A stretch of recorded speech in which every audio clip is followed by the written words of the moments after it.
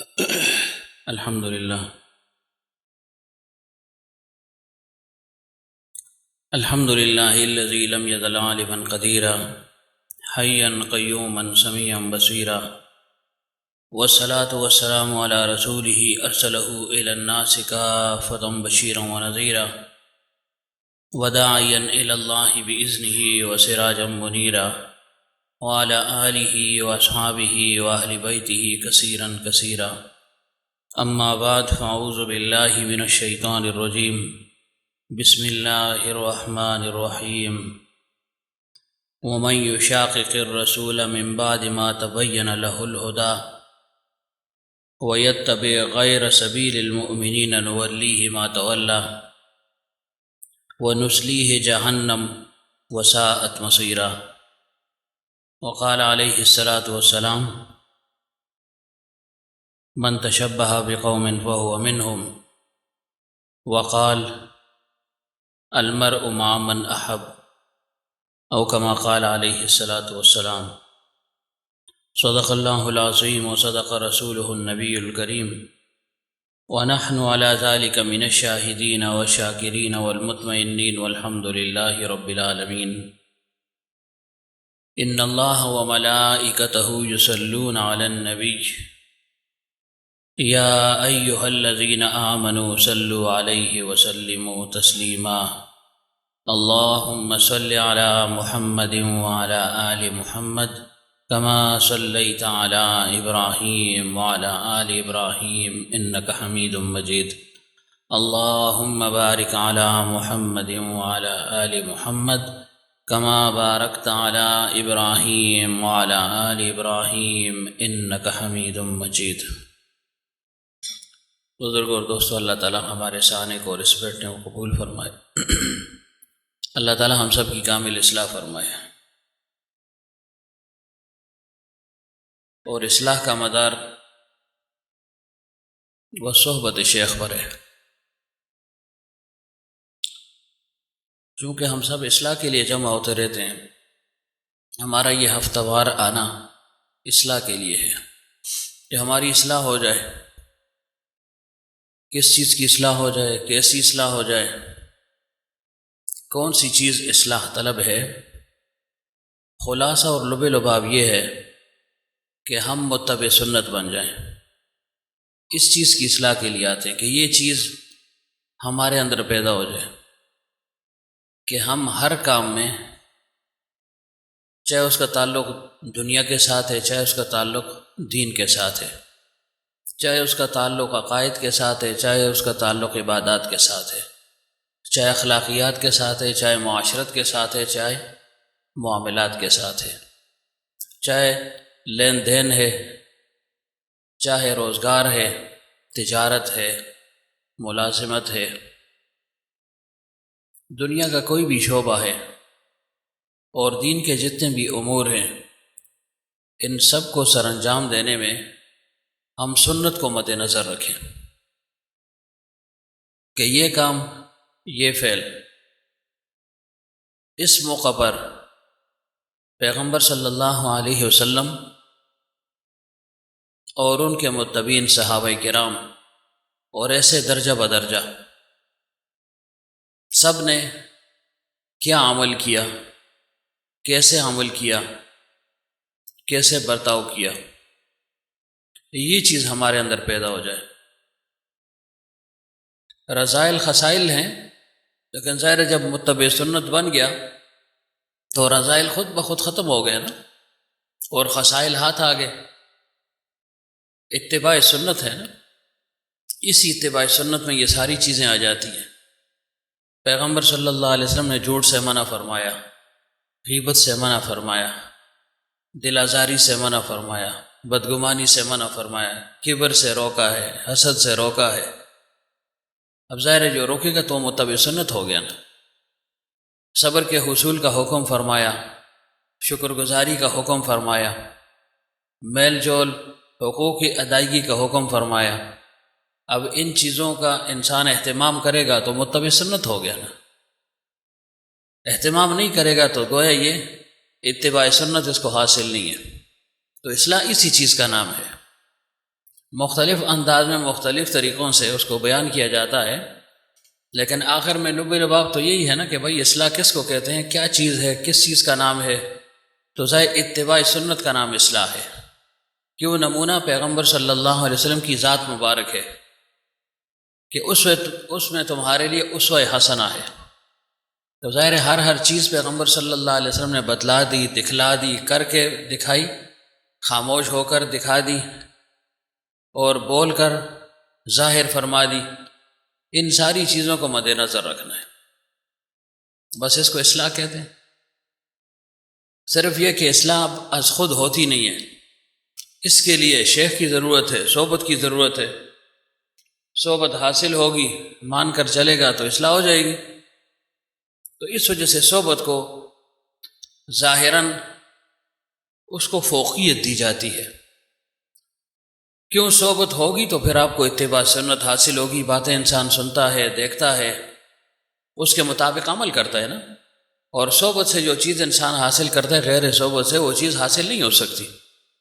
اب دیکھیں چھوٹے بچے کیسے تقلید کرتے ہیں ماں باپ کی، کیسے ان کو دیکھتے ہیں، ان کے اشارات کو دیکھتے ہیں، ان کی حرکات کو دیکھتے ہیں، ویسی حرکت وہ بھی کرتے ہیں۔ اب آپ نے ان کو پڑھایا تو نہیں ہے نا کہ پڑھایا ہے، کوئی پڑھائی کی ضرورت نہیں ہے، لیکن گھر میں آپ موجود ہیں، ماحول بچے کو حاصل ہے، ماں کو دیکھتا ہے، باپ کو دیکھتا ہے، دادا کو دیکھتا ہے، دادی کو دیکھتا ہے، باقی چچاؤں کو دیکھتا ہے، پھوپھیوں کو دیکھتا ہے، جو بھی اس گھر میں آتا ہے اس کو دیکھتا ہے، اس سے سیکھتا ہے نا، یعنی از خود سیکھتا ہے۔ کچھ چیزیں انسان کو سکھلائی جاتی ہیں، کچھ وہ خود سیکھ لیتا ہے۔ تو بولنے سے انسان سیکھ لیتا ہے، اور صحبت میں آنے سے از خود بغیر بولے بھی انسان بہت کچھ سیکھ لیتا ہے۔ اس وجہ سے صحبت کو لازم قرار دے گیا کہ تعلیم اور تعلم جب صحبت کے ساتھ نہیں ہوگی تو بیکار ہو جائے گا۔ مثلا اپنے طور پر کوئی پڑھے اور پڑھائے تو فائدہ نہیں ہوگا۔ ایک ماحول میں رہے گا، پڑھائے گا، پڑھے گا، تو صرف پڑھائی سے کام نہیں بلکہ اس ماحول سے انسان متاثر ہوتا ہے، اس کا اثر انسان لیتا ہے۔ چھوٹے بچوں کو دیکھیں فوراً اثر لے لیتے ہیں نا۔ ہمارے گھر میں ایک بچی ہے چھوٹی پوتی میری، تو اس کے ساتھ ہم لگے رہتے ہیں، تو وہ آتی ہے پہلے پن نکالتی ہے جیب سے، پھر اور چیزیں، پھر جو ہے نا اس کو گرا دیتی ہے، پھر اٹھاتی ہے، پھر جیب میں رکھتی ہے۔ اب اسے پتہ ہے موبائل کیا چیز ہے، ہم بتائیں یا نہ بتائیں، کیوں ہمارے استعمال میں ایک چیز ہے، اس کو پتہ ہی ہے موبائل ہے، اس کو کان کے ساتھ لگایا جاتا ہے۔ اب اس کو ہم نے یہ نہیں کہا کہ موبائل ہے اس کو اٹھاؤ کان سے لگاؤ، خود بخود وہ یہ حرکت کرتی ہے۔ میرے جیب میں کنگھی پڑی رہتی ہے، تو آج میں نے ویسے ہی نکالی، اس کے آگے ایسے پھینک دی نا، تو اس نے اٹھایا اور اپنے سر کو ایسے ایسے کرنے لگی۔ اب اس کو کم از کم یہ طریقہ ہم نے نہیں سکھلا، کیونکہ تو بہت شاذ و نادر انسان اس کو استعمال کرتا ہے نا۔ اب وجہ کیا ہے کہ ظاہر ہے والدہ کو دیکھا، اس نے والد کو دیکھا، گھر کے افراد کو دیکھا کہ بھئی یہ جو ہے نا بالوں میں کنگھی کرتے ہیں، اس کنگھی کا نام بھی اس کو نہیں آتا، نہ اس کو یہ پتہ ہے اس کو کنگھی کہا جاتا ہے، لیکن اس صحبت سے اتنی متاثر ہوگی، مجھے بڑی حیرت ہوئی۔ ابھی یہ نماز کے بعد میں آیا تو ویسے ہی میں نے نکالا، میں نے کہا دیکھو اس کے ساتھ کیا کرتی ہے یہ۔ اب اس نے اٹھایا، اپنی بالوں میں لگی ہوئی تھی جیسے۔ تو اس کو جو ہے نا صحبت کا اثر کہتے ہیں نا۔ لوگ کہتے ہیں صحبت کا اثر نہیں ہوتا، میں خود بخود جو ہے نا پہنچ جاؤں گا، سمجھ جاؤں گا، یہ بہت یعنی اس کو گھٹیا لفظ تو نہیں کہنا چاہیے، لیکن غلط سوچ ہے، بڑی کمزور سوچ ہے۔ کیسے ہو سکتا ہے کہ انسان خود بخود سیکھ لے؟ ہو ہی نہیں سکتا۔ خود بخود اگر سیکھ لیتا تو پھر تو کمال تھا نا۔ دیکھیں بعض لوگ ایسے بھی ہیں، بہت شاذ و نادر ہوں گے، اگر شروع سے ہی وہ انسانوں کے دائرے سے نکل جائیں، جنگلوں میں جا کر بسنے لگ جائے، جنگل میں ایک بچے کی پرورش ہو جائے تو وہ جنگلی بن جاتا ہے۔ چاہیے یہ کہ وہ وہاں پر متاثر نہ ہو، بچہ ہے، انسان ہے، اس کو اللہ نے آہستہ آہستہ شعور دیتا ہے، پھر انسان کی شعور اور عقل کمال تک پہنچتی ہے، تو چاہیے یہ کہ وہ ان جیسی حرکات تک کرے نا، لیکن وہ ویسی حرکتیں کرتا ہے۔ انسانوں والی حرکات وہ جانتے ہی نہیں ہے کہ انسان کیا ہوتا ہے، اس کے کھانے کا ڈھنگ وہ جانوروں جیسا ہوتا ہے، درندوں جیسا ہوتا ہے۔ تو اس وجہ سے کہا جاتا ہے وہی صحبت سے انسان متاثر ہوتا ہے، اور صحبت کی انتہائی ضرورت ہے۔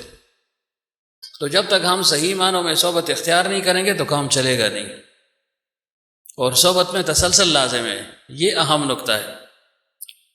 تسلسل بہت کم لوگوں کو حاصل ہوتا ہے، اور اسی وجہ سے بہت کم لوگ آگے نکلتے ہیں۔ ورنہ دیکھیں یہ اسکول کالجز میں بچے تسلسل کے ساتھ جاتے ہیں نا تو ڈگریوں کی بھرمار لگ جاتی ہے. پورے ملک میں ہزاروں بلکہ لاکھوں تک جو ہے نا ڈگریاں پہنچ جاتی ہیں. یعنی اہل ثابت ہو جاتے ہیں بچے، نوجوان بچیاں ہیں، بچے ہیں، جو بھی ہیں، ان کے اندر اہلیت کا اعلان ہو جاتا ہے نا کہ یہ اس کام کا، اس فن کا ماہر ہو گیا، اہل ہو گیا ہے. لیکن دین کے معاملے میں بہت کم آپ دیکھیں گے. اس کی وجہ کیا ہے؟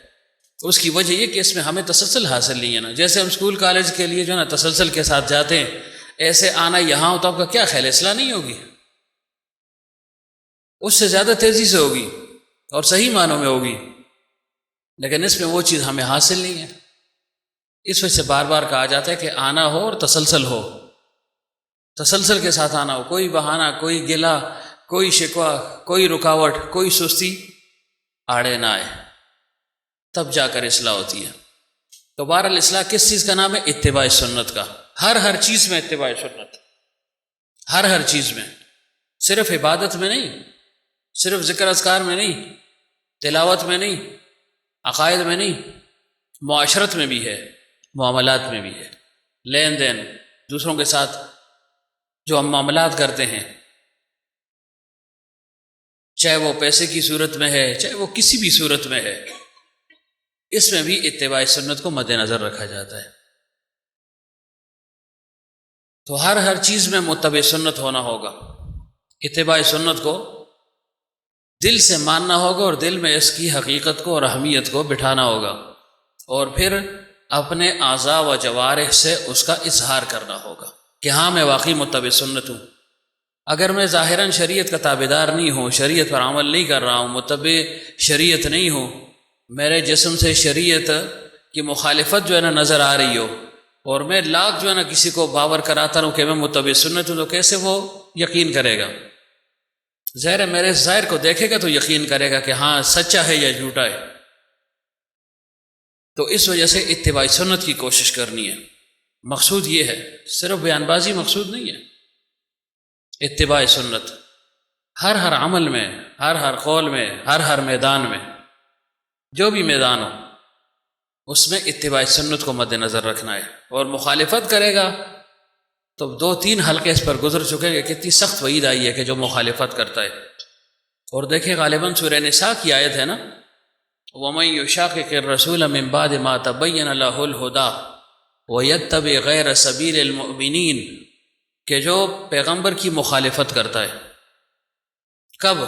جب اس پر حق واضح ہو چکا ہے، جب ہدایت اس کے سامنے آ چکی ہے. گویا یہ ہمیں خطاب ہے نا. واقع ظاہر ہے اس کا شان نزول ایک واقعہ ہے، لیکن خطاب تو سب کو ہے نا. قیامت تک جتنے بھی لوگ آئیں گے اس دنیا میں، پیغمبر صلی اللہ علیہ وسلم کے جتنے بھی امتی ہیں، سب کو یہ خطاب ہے. اس وقت کے لیے خاص نہیں ہے. تو خطاب مجھے اور آپ کو ہے کہ وَمَن يُشَاقِقِ الرَّسُولَ مِن بَعْدِ مَا تَبَيَّنَ لَهُ الْهُدَىٰ. ہماری وہ جو کمزوری تھی، جو بہانہ تھا، جو سستی تھی، جو غفلت، اللہ تعالیٰ نے اس کو ختم کر دیا ہے کہ اگر تم یہ کہو جی ہم تک تو بات نہیں پہنچی، تو استثناء دے دیا کہ اگر کسی تک بات نہیں پہنچی، کسی تک اسلام کی حقانیت نہیں پہنچی، دین اسلام کا چرچا نہیں ہوا، تو وہ شخص پھر مستثنیٰ ہے. وہ اگر اتباع نہ کرے تو چلو اس کے پاس ایک بہانہ ہے، لیکن اب تو اسلام دنیا کے کونے کونے میں پہنچ چکا ہے، ہر جگہ پر. یعنی حقانیت کو چھوڑیں کوئی مانتا یا نہیں، لیکن اتنی بات پوری دنیا میں عام ہے کہ اسلام ایک مذہب ہے، مسلمان اس مذہب کے پیروکار ہیں، یہ بات عام ہے. تو اسلام پھیل چکا ہے، ظاہر ہے اسلام کی حقانیت وہ بھی ظاہر ہو چکی ہے. تو اس زمرے میں ہم نہیں آتے، ہم بس براہ راست اسی میں آتے ہیں کہ جو کوئی مخالفت کرے گا، جب حق اس کے پاس آ گیا، حق واضح ہو گیا، اتنی بات کافی تھی. لیکن اللہ تعالیٰ نے جو اہم نقطہ ہے نا، جس پر میں آنا چاہتا ہوں، جو ہمارا مدعا ہے اور جس پر ہمیں اشکالات ہیں، جس پر ہمیں شکوک ہیں، شبہات ہیں، اس کی طرف آنا چاہتا ہوں. تو اللہ نے صرف یہ نہیں فرمایا وَمَن يُشَاقِقِ الرَّسُولَ مِن بَعْدِ مَا تَبَيَّنَ لَهُ الْهُدَىٰ، ایسے بھی یہ بھی کافی تھا. اللہ فرماتے ہیں نُوَلِّهِ مَا تَوَلَّىٰ وَنُصْلِهِ جَهَنَّمَ وَسَاءَتْ مَصِيرًا، ایسے نہیں فرمایا. آگے ایک اور لفظ فرمایا وَيَتَّبِعْ غَيْرَ سَبِيلِ الْمُؤْمِنِينَ، جو ایمان والوں کے راستے سے ہٹ کر کسی اور کی اتباع کرے گا۔ ایمان والے کون ہیں؟ سب سے بڑے ایماندار، سب سے بڑا ایمان، سب سے مضبوط ایمان، اعلیٰ درجے کا ایمان وہ انبیاء کرام کا ہے، اور پھر پیغمبر عربی صلی اللہ علیہ وسلم کا ایمان سب سے اونچا، پھر ایسے ان کے جو متبعین صحابہ کرام وہ اس سے مراد ہیں، ایسے درجہ بدرجہ فقہاء ہیں، محدثین ہیں، مفسرین ہیں، مجتہدین ہیں، علماء ربانین ہیں، صوفیاء کرام ہیں، دیندار طبقہ ہے۔ کیا مطلب؟ کہ اجماع امت کا ماننا بھی لازم اور ضروری ہے۔ جیسے پیغمبر کی مخالفت حرام، ایسے اجماع امت کی مخالفت بھی حرام۔ اجماع امت کیا ہے؟ میرا اور آپ کا اجتماع نہیں، فقہاء اور محدثین جس بات پر اکٹھے ہو جائیں، جو ان کا فیصلہ ہوگا، ظاہر ہے وہ فیصلہ اپنا کریں گے، وہ سنت کے مطابق کریں گے، جو کچھ انہیں اپنے اسلاف سے ملا اسی کو آگے بڑھا رہے ہیں اور پھیلا رہے ہیں۔ تو انسان کے جہنم میں جانے کے لیے اتنا ہی کافی تھا کہ جو پیغمبر کی مخالفت کرے، لیکن یہ نہیں، فرمایا پیغمبر کی مخالفت تو ہے ہی جہنم کا سبب، اگر ان کے متبعین کی بھی نہیں مانو گے پھر بھی جہنم میں جاؤ گے۔ کیا مطلب؟ جو صلحاء ہیں، وقت کے علماء ہیں، علماء ربانیین، جب ان کی مخالفت کرو گے تو اس سے بھی جہنم میں جاؤ گے۔ یہ نہیں کہ بس میرے لیے قرآن کافی ہے اور سنت کافی ہے، اگر کافی ہوتی یہ بات تو اس کا ذکر ہی اللہ نہ فرماتے نا۔ آج کل ہمارا یہی خیال ہے نا کہ بھئی علماء کو کس نے کہا ہے کہ تم آگے میدان میں ہو، ان کو کس نے بڑا بنایا ہے، ہم قرآن پہ چلیں گے، سنت پہ چلیں گے۔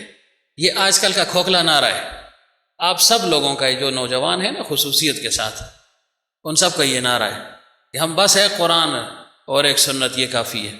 کافی ہوتا تو اللہ تعالیٰ کو کیا ضرورت تھی اتنی جو ہے نا وعید بیان کرنے کے ساتھ ساتھ ان لوگوں کو بھی شمار کر دیا، وَيَتَّبِعْ غَيْرَ سَبِيلِ الْمُؤْمِنِينَ، مومنین کے رستے سے ہٹ گیا تو اس کے لیے بھی نسلیہ جہنم وساءت مصیرہ ہے۔ کیا مطلب؟ دیکھیں ہم نے نہ اللہ کو دیکھا نہ پیغمبر کو دیکھا، ہمارے لیے ہمارے اسلاف ہیں، ہر ایک کے لیے اپنا شیخ استاد، اور پھر آگے اس کے لیے اس کا شیخ اور استاد، ایسے چلتے جائیں تو معاملہ پیغمبر صلی اللہ علیہ وسلم تک پہنچ جاتا ہے۔ تو یہ مراد ہے کہ ان لوگوں کی بھی مخالفت تم نے نہیں کرنی۔ امام شافعی رحمۃ اللہ علیہ سے کسی نے کہا کہ حضرت اجماع امت پر کوئی دلیل ہے آپ کے پاس کہ امت کے جو بڑے لوگ ہیں ان کی ماننی چاہیے؟ فرمایا 3 دن کا وقت انہوں نے لیا، 3 دن میں روزانہ قرآن پاک کو ختم فرمایا کرتے تھے، صبح و شام، صبح ختم فرمائے پھر شام کو ختم فرماتے۔ 3 دن کے بعد فرمائے بھئی یہ آیت ہے، وَمَن يُشَاقِقِ الرَّسُولَ مِن بَعْدِ مَا تَبَيَّنَ لَهُ الْهُدَىٰ وَيَتَّبِعْ غَيْرَ سَبِيلِ الْمُؤْمِنِينَ نُوَلِّهِ مَا تَوَلَّىٰ۔ یہ فرمائے اجماع امت کے لیے پکی دلیل قرآن پاک سے۔ کیا خیال ہے؟ اب اس کو نیند آ گئی ہوگی یار، پھیکی باتیں، میں کوئی لیکچر دیتا تو ایسے جو ہے نا بیچ میں آدھی انگلش بولتا، آدھی عربی بولتا، آدھی فارسی بولتا، ماشاء اللہ جی، واہ واہ واہ واہ واہ جی استاد جی بہت اچھا۔ اس کو جو ہے نا اوروں کا غم لگ گیا، اپنا غم ہی نہیں ہے۔ وہ حضرت فرمایا کرتے تھے بعض لوگ جو ہے نا اوروں سے مکھیاں اڑاتے ہیں، اپنے اوپر جو ہے نا وہ سانپ اور بچھی لگے، اس کی جو ہے نا اس کو فکر نہیں ہے کہ بھائی اپنے سے سانپ بچھوں کو تو دور کر دوں، مجھے جو کہیں جانا زخمی نہ کر دیں، تکلیف نہ پہنچائیں، ہمارا وہ حال ہے۔ تو چلو اچھا ہے، یہ بھی ایک کام ہے لیکن الہیت کے ساتھ ہو تب۔ ہاں اگر صرف جو ہے نا روزگار کے لیے ہو تو چلو پھر ٹھیک ہے، لیکن اگر نام دین کا ہو تو پھر اخلاص اور الہیت شرط ہے اس میں، نہیں تو پھر کچھ نہیں ہوگا۔ وہ ہر ایک انسان خود سوچے کہ میں یہ کام کس غرض سے کر رہا ہوں، دوسرا اس کا فیصلہ نہیں کر سکتا، ہاں شیخ کر سکتا ہے، وہ اپنی بصیرت سے کہہ سکتا ہے کہ شاید تم جو ہے نا صحیح رستے پر، صحیح نہج پر چل رہے ہو یا غلطی پر ہو۔ کیا خیال ہے مولوی اقبال؟ تو بہرحال یہ فیصلہ یہ دونوں کریں گے آپس میں۔ تو عرض کیا کر رہا تھا جی کہ خلاصہ یہ کہ کفار سے دور رہنا ہے، کفار کی باتوں میں نہیں آنا، جو غیر مسلم ہے ان کی باتوں سے، ان کے طور طریقوں طرزوں سے دور رہنا ہے، اور ان لوگوں کے پیچھے چلنا ہے۔ وَيَتَّبِعْ سَبِيلِ الْمُؤْمِنِينَ، ان کے پیچھے چلنا ہے، ان کی اتباع کرنی ہے۔ اب آپ کہتے ہیں ہم اتباع نہیں کرتے نا، کس مولیا ہے جی، کس ملاڑیا ہے، کم ملاویل دی، پھر اس کو جو ہے نا اس کا پورا آپ جائزہ لیں گے کہ مولوی کس درجے کا ہے۔ معیار آپ کے پاس ہے کہ اچھا ہے، برا ہے، تقویدار ہے، پرہیزگار ہے، فاسق ہے، فاجر ہے، نعوذ باللہ کس قسم کا ہے، اس فیصلے کے بعد پھر آپ اس کی مانیں گے یا نہیں مانیں گے۔ یہ آج کل کا حال ہے۔ تو جب اس کسوٹی پر ہم چلیں گے، اس تصور کے ساتھ زندگی گزاریں گے تو جہنم ہے پھر۔ کیوں اللہ تعالیٰ نے پیغمبر صلی اللہ علیہ وسلم کے ساتھ ساتھ ان لوگوں کا ذکر کیا ہے؟ الگ بھی تو ذکر کر سکتے تھے، لیکن نہیں، ایک پیرائے میں ذکر ہو گیا۔ اور جو بھی چاہے پیغمبر کی مخالفت کرے، چاہے علماء ربانیین کی مخالفت کرے، دونوں کے لیے ایک جیسا عذاب ہے۔ یہ نہیں کہ چلو پیغمبر کی مخالفت ہے عذاب بڑھ جائے، اور جو ان کے متبعین ہیں علماء ربانی کی مخالفت ہے تو چلو تھوڑا سا عذاب کم ہو جائے۔ نہیں، دونوں کے لیے ایک جیسا عذاب ہے، ایک جیسا۔ کیا خیال ہے مولوی صاحب؟ ایک جیسا عذاب ہے، ایک جیسا۔ اب مولوی تو کہیں گے بیچارے، وہ کہیں گے وہ اپنے لیے بیان کر رہے ہو یار، اپنے لیے آیات نکال دی ہیں، ڈھونڈ لی ہیں، تو اپنے لیے نہیں تو قرآن پاک میں ذکر ہے نا۔ تو بہرحال غیر مسلموں کی مشابہت اختیار نہیں کرنی، بات یہاں تھی۔ چونکہ اکثر ہمارا وقت اوپر ہو جاتا ہے، میں نے کہا صرف براہ راست آپ کو سناؤں گا وہ باتیں۔ پچھلی دفعہ میں نے وعدہ کیا، پورا نہ ہو سکا، اس سے پچھلی دفعہ کے پھر بھی نہ ہو سکا، تو آج میں مزید باتیں نہیں کرتا ہوں، صرف وہ باتیں بیان کرتا ہوں۔ ان باتوں کے بیان کرنے کا مقصد کیا ہے وہ بھی میں نے عرض کر دیا۔ مقصد یہ ہے کہ آج ہم علماء ہیں، مجتہدین ہیں، جو بھی دیندار طبقہ ہے، مقتدر شخصیات ہیں، جو مقتدا ہے، ان کی مخالفت کرتے ہیں۔ دین کی مخالفت کرتے ہیں براہ راست نہیں، بلکہ ان لوگوں کو طعن و تشنیع کا نشانہ بناتے ہیں کہ ان میں کچھ نہیں ہے، یہ کچھ نہیں ہے۔ بھائی عجیب بات ہے، ان میں کچھ ہے یا نہیں، لیکن یہ بات کس کی کر رہے ہیں؟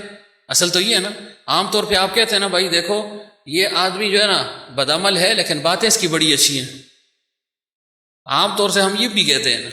تو چلو باتوں کو سن لو کہ بھائی عالم کا عمل اس کے ساتھ جائے گا، لیکن اس کا علم تو عام ہے نا، علم تو سب تک پہنچ رہا ہے۔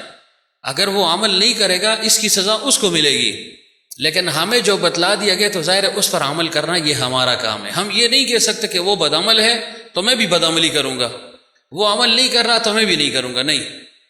عمل کا ہر ایک خود ذمہ دار ہے، اور علم ان کے ذریعے سے پہنچ رہا ہے، تو ظاہر ہے جو علم پہنچا رہے ہیں تو وہ تو بالکل برحق ہے اور سچ ہے، اس وجہ سے اس کی اتباع لازم ہے، اور ان پر طعن و تشنیع نہیں کرنی۔ میں نے یہ عرض کیا تھا کہ اگر طعن و تشنیع کریں گے تو ابھی میں بیان کروں گا نا، صرف نکات بولوں گا، پھر آپ ذرا تجزیہ کرنا کہ بھائی یقیناً آپ کے دل میں بدگمانی پیدا ہوگی کہ بھائی یہ لوگ تو چھوڑو، وہ تو ان سے بھی زیادہ سخت ہے، آپ کا پھر یہ نظریہ ہوگا۔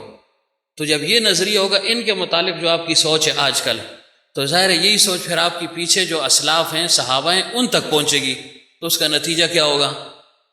پھر نتیجہ کیا ہوگا؟ نتیجہ پھر کفر ہے نا۔ دیکھیں اللہ تعالیٰ نے، میں نے ایک دوست کے ذمہ یہ کام لگایا ہوا ہے، اس کو میں نے کہا یہ قرآن پاک میں یہ جو ہے نا مولوی اویس کا یہ کام ہے نا، یہ بھی اس پر غور کرے اور سر اٹھائے، اور اس وقت مراقبہ نہ کرے، مہربانی کرے۔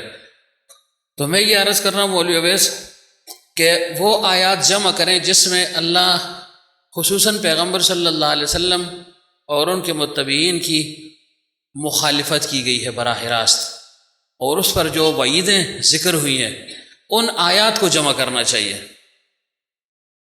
یہ بھی تو ایک کام ہے نا۔ یہ ایک آیت میں نے پڑھ لی نا، اس میں کتنی وعید ہے، دیکھیں ویسے تو وعیدیں بہت ہیں، وہ دوست لگا ہوا ہے بہت انہماک کے ساتھ لگا ہوا ہے، اب تک اس نے 12 پارے تلاوت کی، غالباً نہیں 9 یا 12 میں بھول رہا ہوں، 9، اور اس میں 99 آیات اس نے نکالی ہیں، کچھ شاید نہ بھی ہوں، بہرحال ابھی تک وہ جمع کر رہے ہیں۔ میں نے نہیں کہا کہ یہ ہیں یا نہیں ہیں، میں نے کہا تم جمع کرو۔ تو 9 پاروں میں اس نے 99 آیات نکالی، یعنی فی پارہ 11 آیات ہو گئی نا۔ یہ میں اس لیے کہہ رہا ہوں نا، بعض اوقات ہم کہتے ہیں یار یہ ایک ہی آیت اور ہیں، بالکل قرآن پاک بھرا پڑا ہے کہ جو مخالفت کرتے ہیں پھر اس کا کیا انجام ہوتا ہے۔ لیکن اس آیت میں جتنی وعید ہے، جیسے پیچھے میں نے 2 آیتیں پڑھی تھی نا پہلے، فاستقم کما امرت سے لے کر آخر تک 2 آیات، اور ساتھ اس آیت پر ذرا غور کریں۔ دیکھیں اللہ تعالیٰ نے کچھ بھی انسان کو گنجائش نہیں دی، فرمایا وَمَن يُشَاقِقِ الرَّسُولَ مِن بَعْدِ مَا تَبَيَّنَ لَهُ الْهُدَىٰ وَيَتَّبِعْ غَيْرَ سَبِيلِ الْمُؤْمِنِينَ، آگے کیا فرمایا؟ نُوَلِّيهِ مَا تَوَلَّىٰ۔ اس کو علماء سمجھتے ہیں نُوَلِّيهِ مَا تَوَلَّىٰ، عام فہم ایسے سمجھنا، اس کا معنی کیا ہے؟ اللہ فرماتے جدھر تو جانا چاہتا ہے جا، میں کوئی رکاوٹ نہیں ڈالتا۔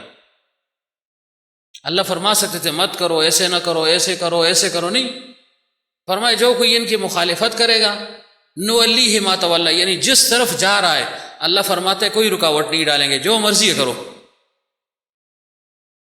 اس کو ایسے سمجھے نا جیسے نافرمان بیٹا ہو تو باپ اس کو گھر سے نکالے یا نہ، لیکن دل سے اتر جاتے ہیں، وہ کہتے ہیں بھائی تیری مرضی ہے، جو مرضی ہے کر یار، سچی دی خوخی کا ہوئی مان اخلاصی. اس میں زیادہ زجر اور ڈانٹ ہے نا، کیا خیال ہے؟ تو اللہ نے فرمایا نولیہ ما تولی، جو مرضی کرتے رہو، کوئی رکاوٹ نہیں ڈالیں گے. یا یہ کہ قیامت کے دن اللہ تعالیٰ فرمائے گا کہ جس کو تو پسند کرتا تھا اس کے ساتھ چلا جا، اسی کے ساتھ تیرا حشر ہوگا. تو اب سوچے ہم کدھر جا رہے ہیں؟ سوال تو یہ ہے نا اصل، کہ جی بالکل جی تفسیر ہم نے پڑھ لی، بیان ہو گئی جی، سن لی، مطلب کیا ہے اس کا؟ مطلب یہ کہ ہم اپنے اوپر اس کو لاگو کریں کہ اس آیت کا مصداق میں ہوں یا نہیں، میں اس میں شامل ہوں یا نہیں، میں یہ کام کر رہا ہوں یا نہیں کر رہا ہوں، میں غیروں کی جو نا پالیسیوں کو اپنا رہا ہوں یا نہیں، ان کی شکل و شبات کو اختیار کر رہا ہوں یا نہیں، ان جیسا میرا ڈھنگ رنگ رہن سہن ہے یا نہیں ہے، ان کی طرح میری شکل و صورت ہے یا نہیں ہے، ان کی چیزوں کو میں پسند کرتا ہوں یا نہیں پسند کرتا ہوں، ان سے میں نفرت کرتا ہوں، کیا کرتا ہوں.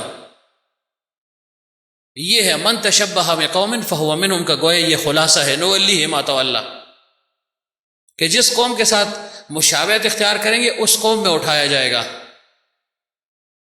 یہ مطلب ہے کہ آخرت میں اللہ فرمائیں گے جس کو دنیا میں پسند کرتا تھا اس کے ساتھ چلا جاؤ. تو دنیا میں تو ہم دینداروں کو نہیں پسند کرتے نا، کیوں شاہ صاحب؟ دنیا داروں کو پسند کرتے ہیں. لیکن عجیب بات ہے، دو متضاد چیزیں ہم اکٹھے کرنے کی کوشش کرتے ہیں. دنیا میں ہم جا رہے ہیں دنیا داروں کے پیچھے، اور حشر اور اکٹھا ہونا ہم چاہتے ہیں کہ جی انبیاء اور صلحاء کے پیچھے ہم کھڑے ہوں. یہ نہیں ہو سکتا، ایسے نہیں ہوگا کہ ادھر تو اور ہو اور ادھر کچھ اور ہو، نہیں، جو یہاں ہوگا وہی وہاں بھی ہوگا. اور اللہ تعالیٰ اعلان فرمائیں گے، غالباً حضرت ابو ہریرہ رضی اللہ عنہ کی روایت ہے، یا ایک دو صحابہ اور بھی ہیں، فرمایا اللہ تعالیٰ اعلان فرمائیں گے، ندا ہوگی فرشتے کی طرف سے کہ جو لوگ دنیا میں جس کے ساتھ ہوا کرتے تھے، یعنی یہ فرمایا جائے گا دنیا میں جو جس کی پوجا کرتا تھا اس کے ساتھ وہ چلا جائے. تو ظاہر کس کی مجال ہے کہ نہ جائے، خود بخود جا رہا ہوگا. اور فرمایا ایسا کوئی نہیں رہے گا جو جہنم میں نہ گرے، جو نہیں گیا ہوگا ان کے پیچھے وہی باقی رہ جائیں گے.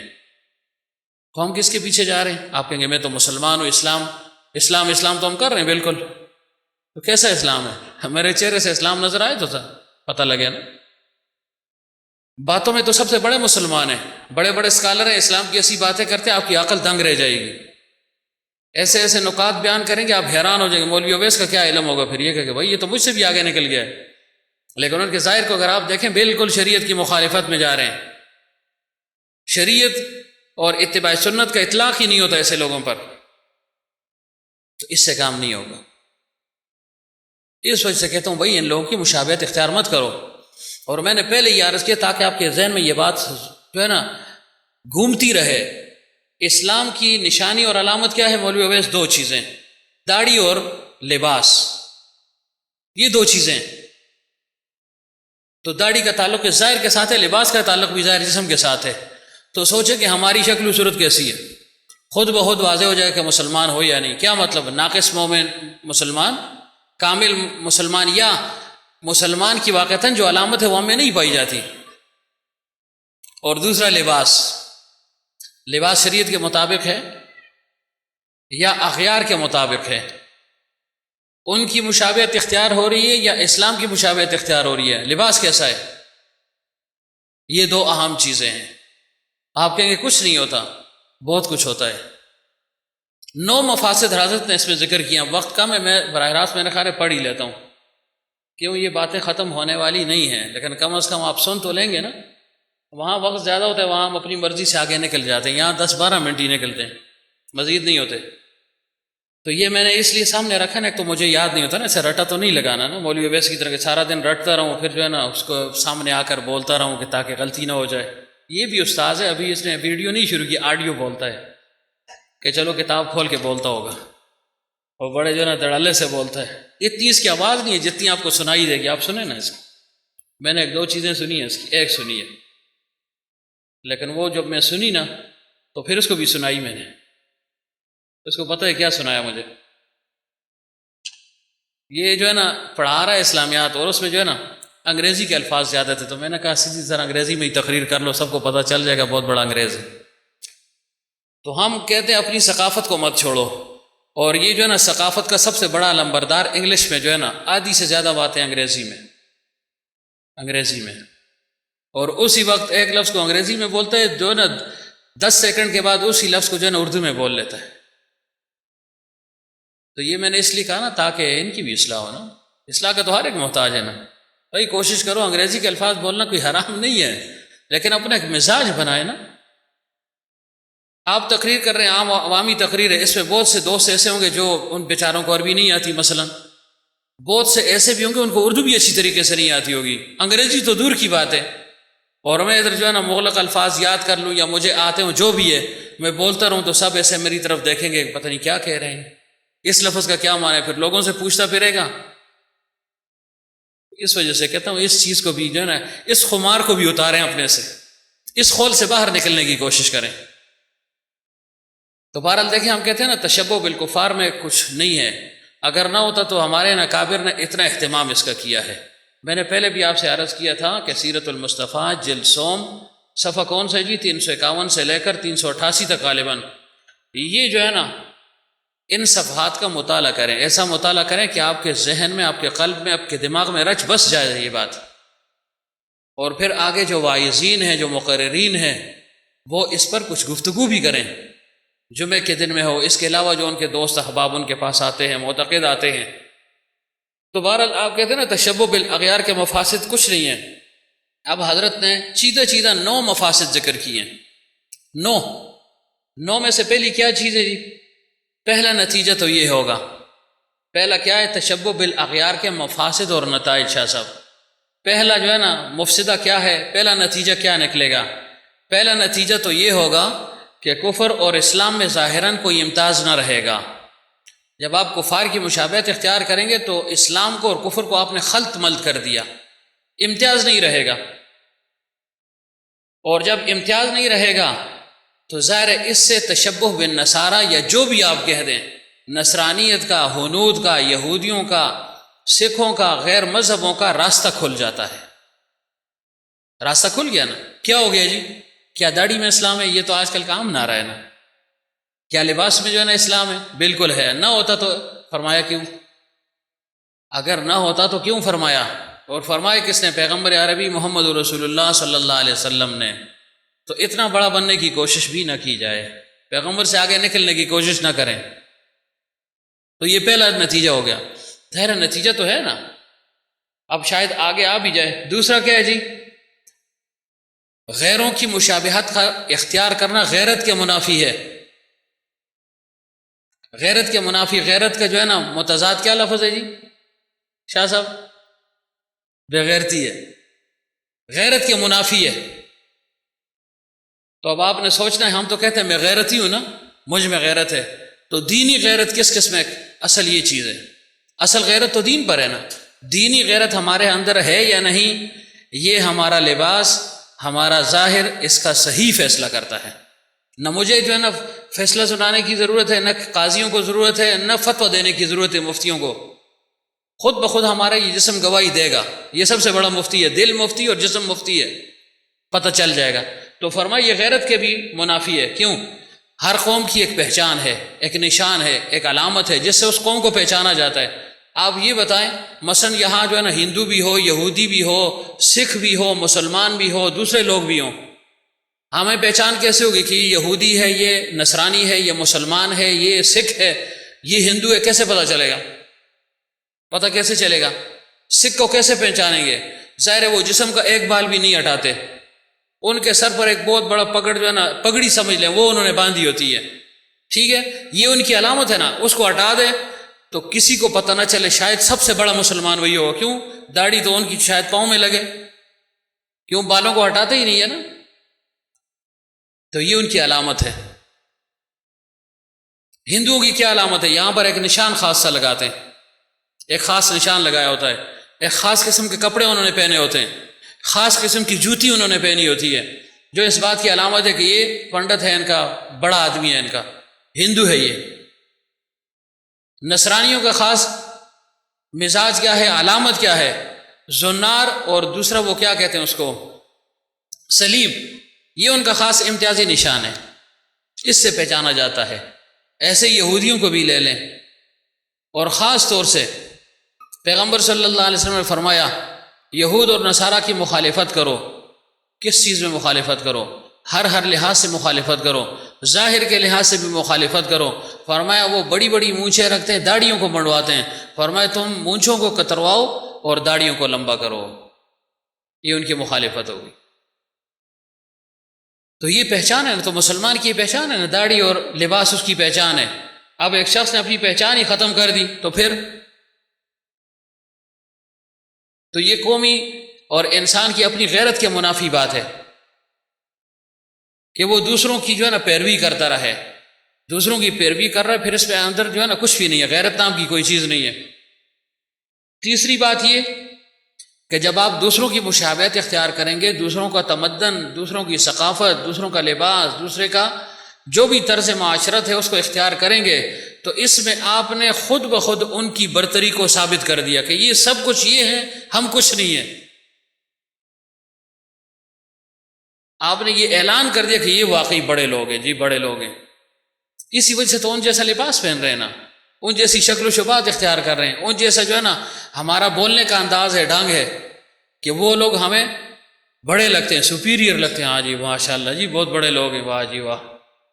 پرنسپل صاحب بھی کہیں گے اسکولوں میں کہ ایسے کرنا ہے، پھر ایسے کرنا ہے، یہ کوئی مدرسہ نہیں ہے، کوئی جو ہے نا مسجد نہیں ہے، ایسے کرنا ہے، اعلان ہوتے ہیں نا۔ تو یہ آپ دوسروں کو خود کہہ رہے ہیں بھائی ہماری تہذیب، ہماری تمدن، ہماری ثقافت کچھ نہیں ہے، یہ خود اعلان کر دیا آپ نے۔ یہ اعلان جو ہے نا زبانی سے نہیں ہوتا، میں نے اس لیے عرض کر دیا، ہمارے یہ جسم خود اعلان کر رہا ہے۔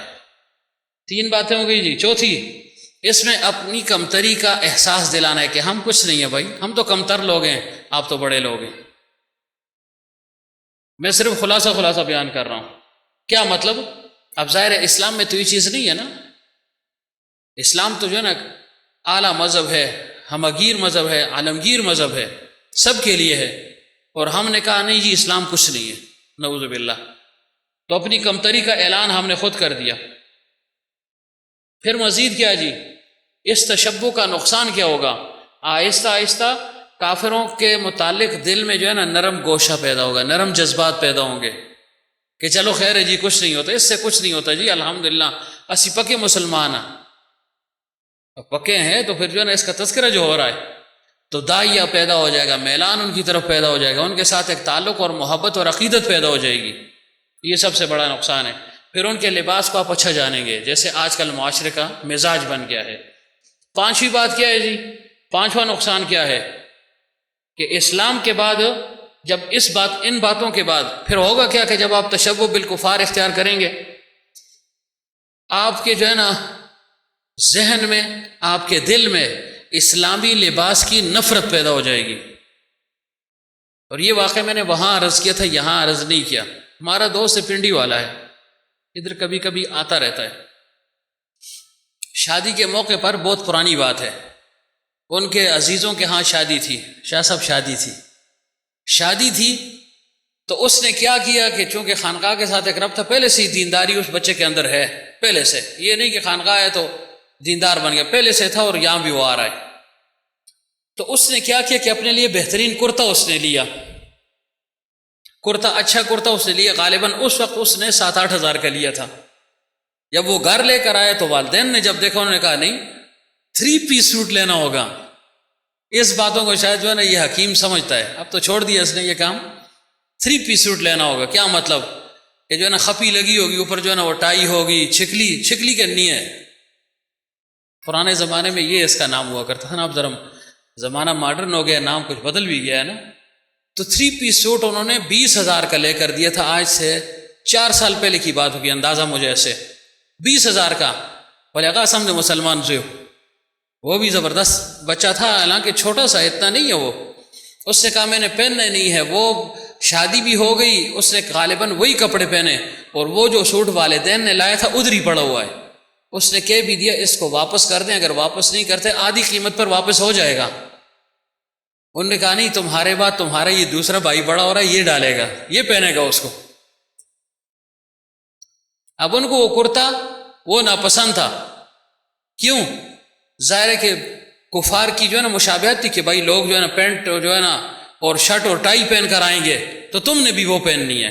تو یہ مطلب ہے حضرت کا کہ دیکھیں اب یہ ہے یا نہیں، یہ ہمارا مزاج ہے. دیکھیں گھروں میں بھی جس گھر میں تھوڑی سی جو ہے نا ان چیزوں کا زیادہ جو ہے نا وہ غلبہ ہو نا، تو جب آپ اس گھر میں جائیں گے تو آپ کی بیویاں، آپ کی بیٹیاں، آپ کی جو ہے نا بچیاں بھی کوشش کریں گی کہ ہم بھی ویسے لباس پہنیں، وہ گھر والے یوں ہیں. یہ تو ہمارا مزاج بھی ہے. وہ بچوں کو اگر یہاں کپڑے پہناتی ہیں تو وہاں کے لیے وہ ان کو جو ہے نا وہ ٹراؤزر یا کیا نام ہے بس وہ پہنا دیتی ہیں. کیوں؟ آگے گھر والے اس قسم کے ماڈرن ذہن والے لوگ ہیں، تو تاکہ ہمیں جو ہے نا کچھ برا بھلا نہ کہہ دیں، ان کی نگاہ میں ہماری سبکی نہ ہو، شرمندگی نہ ہو. تو گویا جو محفوظ لباس ہے، جو اچھا لباس ہے، جو مسنون لباس ہے، اسلامی لباس، اس میں پھر ہمیں شرمندگی محسوس ہوتی ہے. تو یہ مراد ہے کہ پھر اسلامی تمدن، اسلامی لباس، اس کے متعلق آپ استہزاء بھی کریں گے اور تمسخر اڑائیں گے، اس کو برا سمجھیں گے، تو کتنا بڑا نقصان ہے. شاہ صاحب نے تو ماشاءاللہ بھی شادی کی ہے نا، تازی پوچھے نا، ایک شاید انہوں نے 3 پیس سوٹ نہیں پہنا، ملا نہیں ہوگا ان کے ناپ کا، ورنہ یہ بھی پہن لیتے، باقی سب نے پہنا ہوگا. یہ ہے وہ چیز جہاں جو ہے نا پھر ہمارے اسلام کا دفاع یا اسلام کی اہمیت ظاہر ہوتی ہے. غمی اور خوشی ہے نا. ویسے تو ادھر تو پینٹ شرٹ پہن کے کوئی نہیں بیٹھ سکتا نا، ہاں کوئی مہمان آ جائے تو مستثنا ہے، لیکن جو روزانہ آتے ہیں تو جو ہے نا کل کوئی یہ بچہ جو ہے نا یہاں پر پینٹ شرٹ پہن کر آ جائے تو اس کو اپنا آپ برا لگے گا. کیوں؟ اس مزاج اور اس ماحول میں وہ ڈل گیا ہے، اس کو یہ باتیں پسند نہیں ہوں گی. لیکن جب وہی بچہ ہے ادھر اس کو پسند نہیں ہے، وہاں باہر نکلے گا نا تو وہی لباس پہنے گا کہ کیوں جی شادی ہے، لوگ ایسے ایسے لباس پہنتے ہیں. کیا خیال ہے کاظم؟ یہ باتیں جی. اچھا جی، اسلامی ظاہر لباس کی حقارت آ گئی تو ظاہر اس کا متبادل کیا ہے؟ انگریزی لباس کی محبت ہو گئی نا دل میں. تو ناراض نہیں ہونا، سن لیں، اللہ کرے توفیق مل جائے سب کو عمل کی. چھٹا نقصان کیا ہے جی؟ آج نقصان ہی بیان ہو. چھٹا نقصان یہ ہے، یہ جو ہم کہتے ہیں نا تشبہ بالکفار کے ساتھ کیا ہوتا ہے، کیا مفاسد ہیں، کیا نتائج ہیں. ہم کہتے ہیں کچھ نہیں. اب یہ 5 باتیں آپ نے سن لی، بڑی باتیں نہیں ہیں. اگر آپ غور سے اس پر جو ہے نا ذرا غور کریں ان باتوں پر تو یہی نتیجہ نکلا کہ بھائی ہم تو کچھ نہیں سمجھ رہے، لیکن حقیقت تو یہی ہے. چھٹی بات کیا ہے جی؟ اسلامی احکام کے اجرا میں دشواری ہوگی. کیا مطلب؟ ہمارا جو ہے نا جو یعنی پہچان علامت ہے وہ داڑھی ہے اور لباس ہے اسلامی.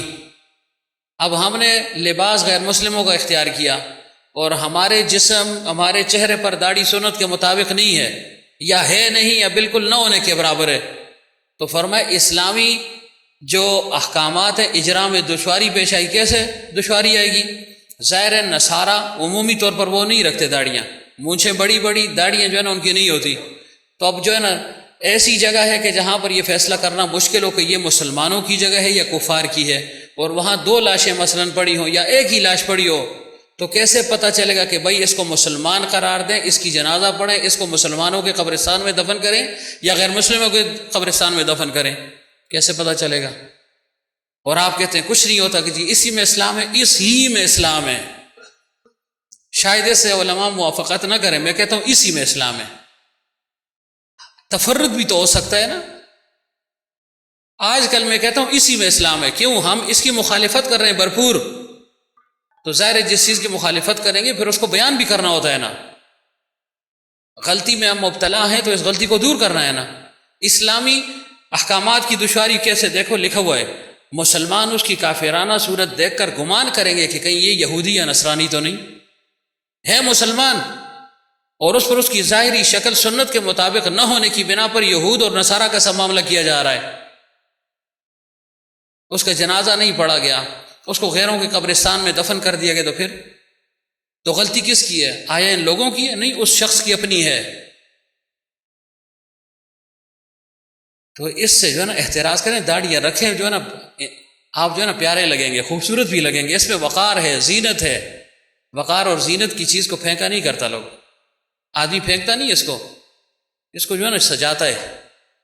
لیکن ہمارا مزاج بدل گیا نا، اس لیے کہہ رہا ہوں. اچھا یہ بات ہو گئی جی. 7ویں بات کیا ہے؟ جو اپنی وضع قطع کو چھوڑ کر غیروں کی وضع قطع اختیار کرتا ہے. تو اس کی معاشرے میں کوئی عزت نہیں ہوتی، کوئی عزت نہیں۔ میں نے پہلے شاید عرض کیا تھا درس میں کہ ہندوستان میں، یہ انگلستان میں گاندھی اور جناح کے وقت میں ایک میٹنگ تھی، مجلس تھی، اس میں ان لوگوں کا جانا ہوا تو گاندھی اپنے اسی جو ہے نا جانگیے میں گیا تھا، یعنی وہ مختصر سے لباس میں گیا تھا، جو ہندوؤں کا خاص، جو اس کا اپنا خاص لباس ہے، دھوتی وغیرہ میں گیا تھا، اور سب سے زیادہ عزت اس کی ہوئی تھی، غیر مسلم ہونے کے باوجود، ہندو ہونے کے باوجود۔ کیوں؟ وہ سمجھ رہے تھے کہ بھائی اس نے اپنی ثقافت کو نہیں چھوڑا۔ یہ بات میں پہلے بھی عرض کر چکا ہوں کہ قاری محمد طیب صاحب رحمۃ اللہ علیہ جب اس وائسرائے کے ساتھ ملنے کے لیے گئے، کسی خاص وجہ سے ملنا تھا، جب وہ چلے گئے تو اپنے ان پرانے جوتوں میں، جو عام جوتے ہوتے ہیں، ان جوتوں میں گئے، اور لباس بھی وہی اپنا لباس تھا۔ جب اس میں وہ گئے تو آگے اس آدمی نے روک دیا کہ جی آپ اندر نہیں جا سکتے، آپ کو جوتے ہم دیں گے، آپ کو اوپر اچکن وغیرہ ہم دیں گے، وہ پہن کر آپ وائسرائے سے ملاقات کریں گے۔ قاری محمد طیب صاحب رحمۃ اللہ علیہ نے فرمایا یہ کبھی نہیں ہو سکتا، اگر اس نے بات کرنی ہے میں اسی لباس اور اسی جوتوں میں اندر جاؤں گا، اگر اس کو منظور ہو تو ٹھیک، ورنہ میں جا رہا ہوں۔ اور ہم اگر ہوتے، ہم کہتے آ رہی جی آنی بھی تو زبردست کوٹ ہوتی ہے، اچھا تو امریکی جو آئی دو سی ماشاء اللہ، اس سے امریکی دی ہوا لگی دی اسی، کیڑی ہوا اس کا کوئی نہیں پتا، اس سے وہ ہوا لگی دی اسی۔ اتنے ہم جو ہے نا پستی کا شکار ہو چکے ہیں، بڑے بڑے پستی کا شکار ہو چکے ہیں۔ جو ہمارے بڑے ہیں ادھر بیٹھے ہوئے ہیں بہت سارے، جو ہمیں رائے راست پر لانے کی کوشش کر رہے ہیں، وہ خود پستی کا شکار ہو چکے ہیں۔ ہمیں پستی میں دھکیل کر اس میں عزت تصور کرتے ہیں، اس کو عزت کا نام دے دیا، اس کو ترقی کا نام دے دیا۔ تو اب دیکھیں کہ دوسری قوم کی جب وضع اختیار کرے گا نا، اس کی کوئی عزت نہیں رہے گی۔ تو جب اپنے قوم کی عزت نہیں کریں گے تو دوسرے کیسے عزت کریں گے؟ وہ کہیں گے یار یہ تو بہت کچا آدمی ہے، اپنی ثقافت کو اس آدمی نے چھوڑ دیا، اپنی ثقافت کو۔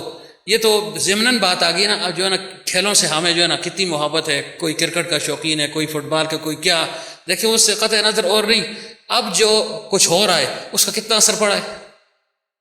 فٹ بال تو اب بھی کھیلا جا رہا ہے نا، صدیوں سے کھیلا جا رہا ہے، لیکن اب جو نقشہ انہوں نے پیش کیا، کیا مطلب ہے اس کا؟ ہمیں جو ہے نا شرم سے ڈوب مرنا چاہیے۔ اس نے تو پوری دنیا کو جو ہے نا ایسے سمجھے کہ اپنے شکنجے میں لے لیا ہے۔ دیکھیں باقی ہمارے اندر دین ہو یا نہ ہو، لیکن کم از کم غیروں کے سامنے تو کچھ غیرت کرنی چاہیے نا، غیرت بھی کچھ چیز ہے نا۔ اب اس نے کہا 28 دن کے لیے ہم اپنی غیرت کو نہیں بیچ سکتے، خلاصہ اس کا یہی تھا نا، ورنہ وہ کہتے چلو خیر ہے جی، پیسے آ رہے ہیں، پیسے جا رہے ہیں، نہیں تو ہم میں یہ چیز کب آئے گی؟ وہاں تو تلاوت سے ابتدا ہو رہی ہے، اور ادھر رقص اور جو ہے نا گانوں سے ابتدا ہو رہی ہے جی، اور پھر کلیپنگ بھی ہوتی ہے، تاڑیاں بجانا وہ بھی ہوتا ہے۔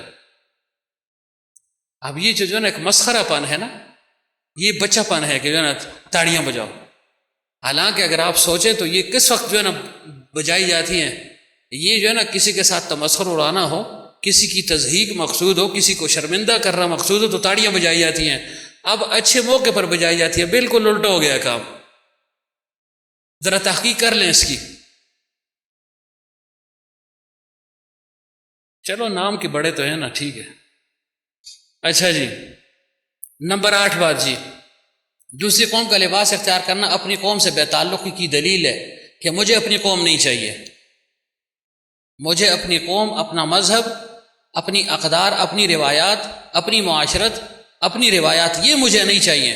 کہہ رہا ہوں کہ میں اس ملک کا ہوں، مسلمان ہوں، لیکن واقعتاً میں یہ اعلان کر رہا ہوں کہ کچھ نہیں ہے، نہ میرے مذہب میں کچھ ہے، نہ میرے ملک میں کچھ ہے، نہ میرے یعنی ملکی روایات میں کچھ ہے، میں سب کچھ قربان کر رہا ہوں۔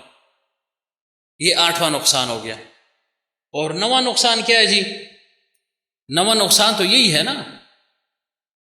کہ جب آپ جو ہے نا لباس میں، طعام میں، معاشرت میں، تمدن میں، زبان میں دوسروں جیسے ہوں گے تو بالآخر کیا ہوگا؟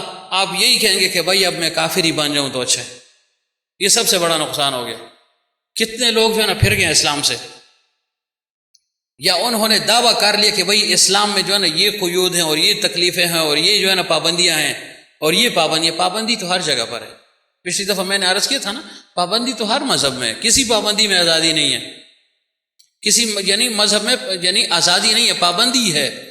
کیوں؟ ہر ایک کا اپنا ایک طریقہ ہے، اس طریقے کو اختیار کریں گے تو تب آپ اس مذہب والے سمجھے جائیں گے ہندو آپ کو کب جو ہے نا ہندو مانیں گے؟ جب آپ کے یہاں پر وہ نشان ہوگا، جب آپ کا لباس اس قسم کا ہوگا، جب آپ ان کے تہواروں کو مانیں گے، اس میں شرکت کریں گے، تو آپ پر لیبل لگ جائے گا کہ ہاں یہ ہندو ہے۔ ایسے زبانی کام تو نہیں ہوتے۔ تو جو ہے نا قیودات یہاں پر ہیں وہ وہاں پر بھی ہے نا، لیکن بات وہی ہے کہ ان قیودات کو اللہ تعالیٰ نے محبوب رکھا ہے، اللہ تعالیٰ اس پر خوش ہوتا ہے، اور ان قیودات اور ان پابندیوں پر اللہ تعالیٰ ناراض ہوتا ہے۔ بس اتنی سی بات ہے کہ کچھ ادائیں وہ محبوب کو پیاری ہیں، اور کچھ اس کو جو ہے نا ناپسند ہیں، پیاری نہیں ہیں، مبغوض ہیں۔ تو اب ہم نے کون سی اختیار کرنی ہے، اس پر خود غور و فکر کریں۔ تو یہ 9 مفاسد میں نے ذکر کر دیے جی، 9 باتیں ہو گئی ہیں، اور آگے اور بھی ہیں، وہ آگے پھر لمبا معاملہ ہے، پھر انشاءاللہ اس کو یار زندہ صحبت باقی اگلے جمعے میں ذکر کریں گے، کیوں وہ 32 باتیں بلکہ 35 باتیں جس کا ذکر کرنا بھی ضروری ہے، اور جس کے لیے مولوی اویس کا آنا بھی ضروری ہے، تاکہ ان کو پتہ چل جائے کہ واقعی تشبہ کے مفاسد اور مضرتوں پر فاروق اعظم کا تنبہ اور ان کا خطبہ اور ان کا معاہدہ جو نصارہ شام کے ساتھ ہوا تھا۔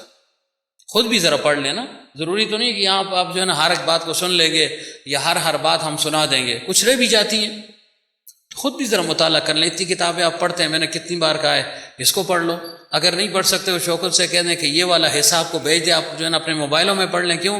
کتاب سے جو ہے نا ہمیں ناراضگی، اب کتاب پڑھنے کی توفیق کسی کو نہیں مل رہی، اسی وجہ سے جو ہے نا حافظہ بھی کمزور ہو گیا ہے، اور علمی جو وہ یعنی عمق تھا، گہرائی، وہ بھی ختم ہو گئی ہے، دلچسپی ختم ہو گئی ہے۔ کیوں؟ موبائل میں ہر چیز کو ایسے کرتے رہتے، اس کا وہ اثر نہیں ہوتا۔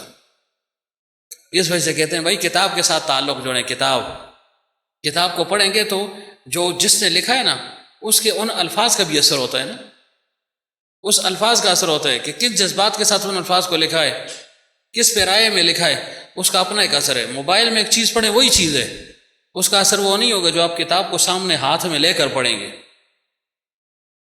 تو بہرحال جیسے تیسے بھی اس کو پڑھ تو لیں نا، تاکہ آپ کو جو ہے نا آپ کا ذہن ذرا کھل جائے، اور مجھے امید ہے کہ آپ کے دل سے یہ بغض اور عناد نکل جائے گا، اور اگر ازلی جو ہے نا شقی ہم لکھیں گے اللہ محفوظ فرمائے تو پھر نہیں نکلے گا، پھر یہ بغض نہیں نکلنے والا۔ کیوں؟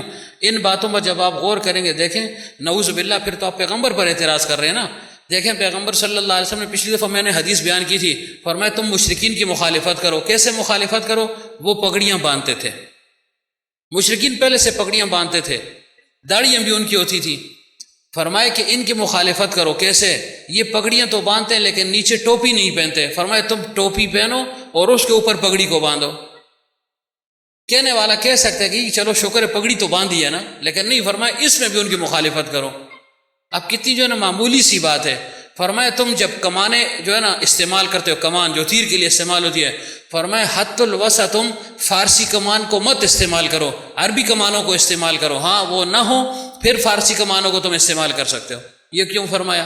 کمان تو جو ہے نا اس پر کوئی ایمان تو نہیں ہے نا، وہ تو بس ایک چیز کے استعمال کے لیے ہے نا، اس پہ آپ تیر رکھتے ہیں اور جو ہے نا کھینچتے، لیکن فرمایا نہیں کہ اس کمان کو بھی استعمال مت کرو۔ اتنی معمولی باتیں بتلائی ہیں، اور کس وقت بتلائی ہیں؟ اس وقت کہ جب دین اسلام کا عمومی غلبہ تھا، اور اتنے مفاسد نہیں تھے جو آج کل ہو رہے ہیں، ایسا دور بھی نہیں تھا۔ اس کے باوجود معمولی باتوں پر اتنی تنبہ فرمائیے۔ کیوں؟ اس کو حفظ ما تقدم کے طور پر کہا جاتا ہے کہ بھائی ابھی سے ان پر پابندی لگاؤ، تاکہ بعد میں معمولی سی چھوٹ نقصان دہ ثابت ہو جائے گی۔ ہم پشتوں میں کہتے ہیں نک کی بیا سکھ زئی، پتہ نہیں آپ کیا کہتے ہیں، یعنی کسی کو جو نا ہم کہتے ہیں کہ جو ہے نا نک، یعنی اس کو ناخن کی جگہ پھر جو ہے نا اگلا پھر جو ہے نا پورا موقع رکھتا ہے، تو آپ کہتے ہیں کہ بھائی یہ جو ہے نا بیٹھنے کی جگہ دے دو، لیٹنے کی خود ہی بنا دے گا نا۔ تو بعض چیزیں اس وجہ سے، ورنہ فرما سکتے تھے تم اپنے آپ کو بچاؤ۔ وہ صحابہ کا دور تھا، اچھا صحابہ کا، تابعین کا، خیر القرون قرنی ثم الذین یلونہم ثم الذین یلونہم، یہ 3 ادوار فرمائے یہ بہترین دور ہے۔ ان 3 ادوار کو فرمائے یہ کام مت کرو، ایسے مت کرو۔ اور عمر بن عبدالعزیز رحمۃ اللہ علیہ نے تو خط لکھ دیا تھا کہ جس نے بھی کفار کی اور غیر مسلموں کی مشابہت اختیار کر لی، ان جیسا کھانا کھایا، ان جیسی باتیں انہوں نے شروع کر دی، تو اس کو جو ہے نا کوڑے لگائے جائیں گے، اس کو سخت سزا دی جائے گی۔ کس کو کہا؟ مسلمانوں کو یہ کہا ہے، اور جو کفار کو کہا کہ وہ تو الگ بات ہے، اس کا تذکرہ انشاءاللہ اگلی دفعہ کریں گے۔ تو خلاصہ یہ دیکھیں 3-4-5 ہفتے میں نے اس پر ہم نے اسی لیے لگائے تاکہ یہ چیز ہمارے اندر پیدا ہو جائے۔ ہم نام کے تو مسلمان ہیں، کوئی شک نہیں ہے، نماز بھی جو ہے نا باقاعدگی سے پڑھتے ہیں، لیکن ساتھ یہ چیزیں ہیں، ولا ترکنوا والی بات ہم میں نہیں ہے، ولا ترکنوا الی الذین ظلموا فتمسکم النار، کہ کفار کی طرف معمولی میلان اللہ نے فرمایا میں برداشت نہیں کرتا ہوں، اور اگر کوئی کرتا ہے تو پھر نولیہ ما تولی، جو مرضی ہے کرو، تمہیں اس کا نتیجہ حاصل ہو جائے۔ نتیجہ کیا ہے؟ انہی کے ساتھ اللہ تعالیٰ تمہیں جہنم میں ڈال دے گا۔ وَنُسْلِيهِ جہنم ہے نا، وَسَاءَتْ مَصِيرًا، اور بہت بری جگہ ہے، لیکن تم نے ابھی دیکھا نہیں ہے اس کو۔ تو اس وجہ سے کہتے ہیں کہ ہم نے کامل مومن بننا ہے۔ کامل مومن کیا ہے؟ من احب للہ وابغض للہ واعطى للہ ومنع للہ فقد استکمل الایمان۔ پیغمبر صلی اللہ علیہ وسلم نے فرما دیا ہے، من احب للہ، جو اللہ کے لیے کسی سے محبت کرے اور اللہ ہی کے لیے بغض کرے، تو ہماری محبت کس کے ساتھ ہے؟ پہلے یہ سوال ہے، اور ہمارا بغض کس کے ساتھ ہے؟ اس حدیث کو ذرا سمجھنے کی کوشش کریں، ہماری محبت کس کے ساتھ ہے؟ وہ اللہ کے لیے، وہ تو الگ ہے کس کے ساتھ؟ پہلے سوال یہ ہے، اور پھر اگر بغض ہے تو کس کے ساتھ ہے؟ بالکل یکسر ہے معاملہ، ہمیں محبت غیروں کے ساتھ ہے اور بغض دینداروں کے ساتھ ہے، علماء کے ساتھ ہے، صلحاء کے ساتھ ہے، اتقیاء کے ساتھ ہے۔ تو ہم تو یعنی بالکل اس کے الٹ چل رہے ہیں۔ اس میں تو اخلاص اور الہیت کی تعلیم ہے نا، اس کو چھوڑیں، ظاہری الفاظ پر بھی جو ہے نا ہم پورے نہیں اتر رہے۔ وَآتَى لِلَّهِ، اللہ کے لیے دو، تو ہم دیتے کس پہ؟ پہلے یہ تو سوچیں۔ غیر مسلموں کو دے رہے ہیں نا، سب کچھ کر رہے ہیں، کھانے پینے جس صورت میں بھی وہ دے رہے ہیں۔ وَمَنَعَ لِلَّهِ، مسلمانوں سے روک رہے ہیں، اپنے بھائیوں سے روک رہے ہیں۔ کس چیز کو روک رہے ہیں؟ اپنی ثقافت کو بھی روک رہے ہیں، اپنے تمدن کو بھی روک رہے ہیں، اپنے طور طریقوں کو بھی روک رہے ہیں، اور ان کے طریقوں کو محبوب بھی سمجھ رہے ہیں، ان کو رائج بھی کر رہے ہیں، ان کی ترویج بھی کر رہے ہیں۔ تو یہ اس لیے عرض کر رہا ہوں کہ ان کی باتوں کے متعلق ہم سے پوچھا جائے گا۔ صرف عبادت کا نہیں پوچھا جائے گا کہ 5 وقت نماز پڑھی تھی یا نہ، صرف یہ نہیں پوچھا جائے گا کہ روزہ رکھا تھا یا نہیں، حج تم پہ فرض تھا کیا تھا یا نہیں، اور اس کے علاوہ زکوٰۃ دی تھی یا نہیں۔ یہ 4 باتیں نہیں ہیں، یہ ساری باتیں پوچھی جائیں گی۔ دیکھیں میں بار بار اس لیے عرض کرتا ہوں تاکہ آپ کا ذہن کھلے۔ تشبہ آپ کو کافر کبھی نہ نماز سے روکے گا، نہ روزے سے روکے گا، نہ زکوٰۃ سے روکے گا، نہ حج سے روکے گا۔ اس کو اگر تکلیف ہے تو ان طریقوں پر تکلیف ہے۔ اب یہ دیکھیں، یہ جو گیم کھیلی جا رہی ہے، کھیل کھیلا جا رہا ہے، اس میں کیا ہو گیا ہے؟ لیکن وہ بس ایسے ہے نا، بالکل مر گیا جلدی، جیسے آپ نے ان کو گردن سے پکڑ لیا ہے۔ اب وہ اسی چیز کو تو پر خفا ہے نا کہ شراب کیوں بند ہو گئی ہے، اسی پر وہ خفا ہے کہ لباس کیوں اسلامی ہے، یا مطلب لباس یعنی غیر شرعی کی پابندی کیوں لگ گئی ہے۔ یہی چیز ہے نا، ہماری جتنی بھی روایتیں سب ان کو بری لگتی ہیں، اور ہم ان کے پیچھے جا رہے ہیں جی، خوش ہو رہے ہیں۔ اور ہوں میں مسلمان، میری مسلمانی میں ایک ذرا فرق نہیں آ رہا، میرے تقوی اور طہارت میں ایک جو ہے نا، ایک سوتر آپ کہتے ہیں نا، وہ سوتر بھی فرق نہیں آ رہا۔ باتوں پر جب آپ ماشاءاللہ مجھ سمیت آپ سب شروع ہو جائے نا، تو ہر ایک کہے گا مجھ بڑا مبلغ ہے، او ماشاءاللہ، لیکن یہ پتہ نہیں کہ اندر سے کیسے ہے، کرتوت کیسے ہیں، اس کے طریقے کیا ہیں۔ تو اللہ تعالیٰ ہمیں سمجھ عطا فرمائے، سمجھ، وہ سمجھ تبھی عطا ہوگی کہ جب دل سے مانیں گے ان باتوں کو، عقیدت اور محبت ہوگی دل میں، پیغمبر صلی اللہ علیہ وسلم کی سنت کی اہمیت ہوگی، تب کام چلے گا۔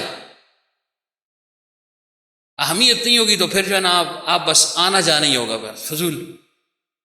تو اس سے جو ہے نا نجات نہیں ہوگی، نجات انہی باتوں پر ہوگی۔ تو میں یہ عرض کر رہا تھا، دیکھیں باب الارتداد کہ کن چیزوں سے انسان اسلام سے خارج ہو جاتا ہے، اس سے ایمان نکل جاتا ہے، اس میں تشبہ بالکفار کا باب بھی شامل کیا، یہ چیز بھی وہاں پر موجود ہے، اور ہم کہتے ہیں کچھ نہیں ہے۔ اور فقہاء نے کہا ہے کہ اس طریقے سے غیر مسلموں کی آپ مشابہت اختیار کریں اور پھر اس پر خوشی کا اظہار بھی کریں، پھر اس کو ایک فخریہ بیان بھی کریں، تو ظاہر ہے پھر نتیجہ کیا ہے؟ میں نے پہلے بھی عرض کیا تھا، التشبہ فی الاسلام میں 4 فقہاء نے یہ فیصلہ کیا ہے، خلاصہ اس کا یہ کہ یہ شخص اگر اس چیز پر خوش ہے اور اسلامی باتیں اور اسلامی تہذیب اس کو ناپسند ہے، اسلامی لباس اس کو ناپسند ہے، تو فرمایا یہ کفر کے دائرے میں داخل ہو گیا ہے۔ اتنی وعید بیان ہوئی ہے کس پر؟ تشبہ بالکفار پر، کفار کے ساتھ مشابہت، کس میں؟ ظاہری جسم میں بھی، کھانے میں بھی، پینے میں بھی، رہن سہن میں بھی، ساری باتوں میں۔ اب دیکھیں میں نے کہا نا کمان کیا چیز ہے؟ لکڑی ہے نا، اور میں لکڑی بھی ان کی استعمال نہ کروں، تو پھر آپ نعوذ باللہ پیغمبر کو جو ہے نا تان و تشریق کا جو ہے نا وہ نشانہ بنائیں گے کہ وہ ایسا پیغمبر تھا، نعوذ باللہ اتنی سختی کی ہے۔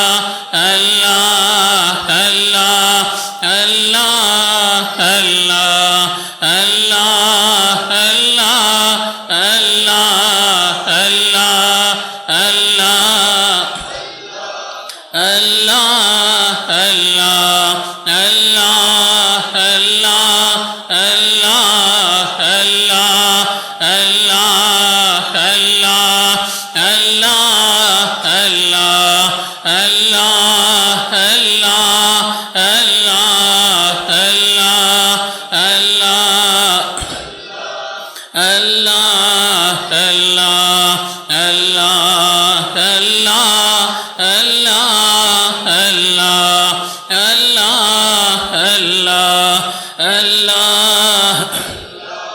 اللہ اللہ اللہ اللہ اللہ اللہ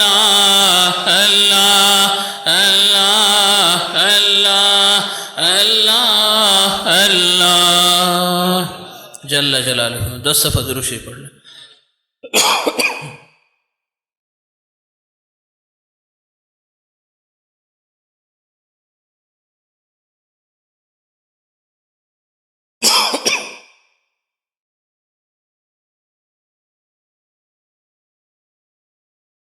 پانچ دفعہ استغفار پڑھ لیں.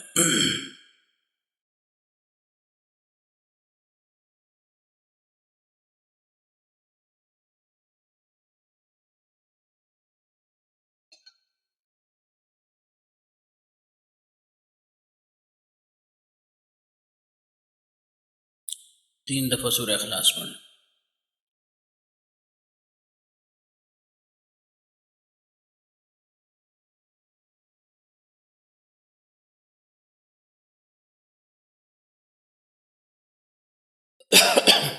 اللہم صلی علی سیدنا مولانا محمد النبی الامی وعلی آلہ وسلم تسلیما. الحمد للہ رب العالمین والعاقبۃ للمتقین والصلاۃ والسلام علی رسولہ محمد وآلہ وصحبہ اجمعین. یا اللہ ہمارے اس بیٹھنے کو قبول فرما، جو سنا اللہ اس پر عمل کی توفیق عطا فرما. اپنے حبیب صلی اللہ علیہ وسلم کے اللہ کامل اتباع ظاہراً باطناً ہم سب کو نصیب فرما. ہر سنت پر یا اللہ عمل کی توفیق عطا فرما. اپنا تعلق خاص، اپنی معرفت اور محبت یا اللہ ہم سب کو نصیب فرما. اس کا سواب ہمارے شیخ علی مقام کو پہنچا دے، درجات عالی ان کو نصیب فرما. قبر پر یا اللہ انوارات کی بارش نازل فرما.